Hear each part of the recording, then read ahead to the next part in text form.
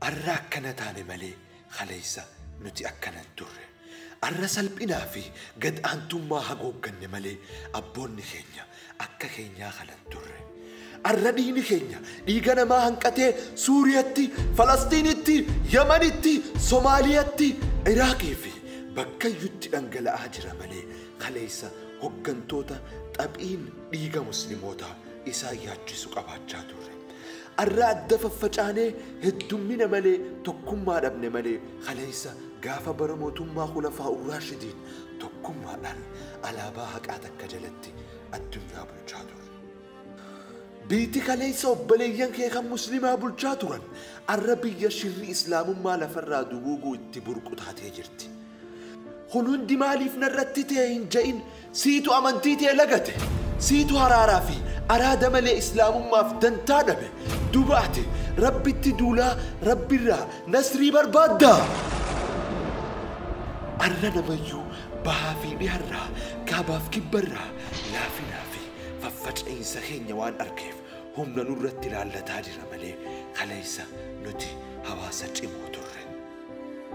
Kaleessa gaafa mootummaa islaamaa gaafa mootummaa ilmaan umayyaasan Dimishqa keessa teenyee biyya ammaan tana Ispeen, Raashiyaa, Iraan, Azerbaijaan, Armeeniyaa, Chaayinaa, Portugees, Indiyaa, Kazaakistaan, Israa'ilii fi biyyoota akkaan hedduu bulchaa turre.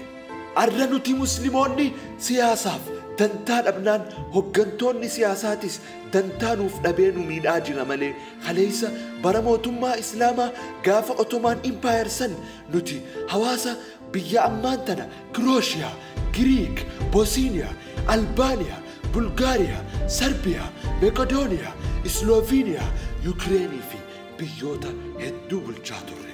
Arra garuu muslimni addunyaa bulchuu dhiise addunyuma inni kaleessa qaroomse gubbaa jiraachuu dadhabe.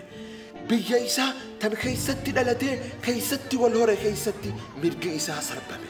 Salphinarraan salphina dabalatee haga guyyaa arraa tuffatamee jiraachaa jira. Duba ati tuffii fi gad aantummaa ifitti diriiftaa?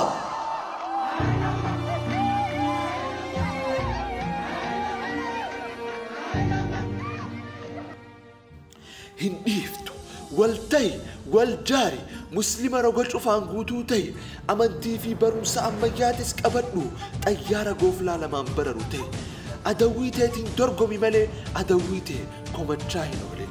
Seenaa obboleeyyan keetiirraa barumsa fudhadhu seenaa abboota keetii caali malee ifannootaa fi booyuun seenee hin malu.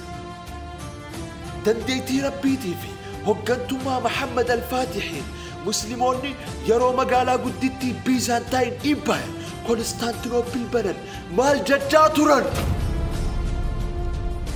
Salahaddin al-Ayyubiin yeroo Falastiin bane maal jechaa ture?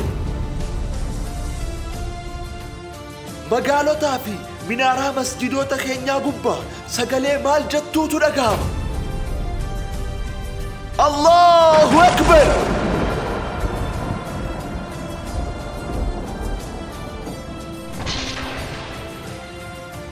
Allahu Akbar. Rabbiin akka guddaa ta'e guyya guyyatti salaataa fi tasbiiha keessatti ragaa bahaa jirra. Haa ta'u malee wanni akkaan nama gaddisiisu akka Rabbiin adawwii teenyarra guddaa ta'ee fi akka inni haqaa wajji jiru hubachuu dhablee adawwii teenya moohuuf tattaafachuu dhabuudha. Abboonni kee seenaan kutan abboonni kee seenaa boonsaa dalaganii addunyaarraa kutanii jiran. Arra seenaa dalaguun si qabdi na dhagahaa jirtaa? Salphina keessa jirtu keessaa baatee dhalootaaf seenaa dalaguun filannoo ta'e tan filannoo hin qabne. Laa ghaaliba illa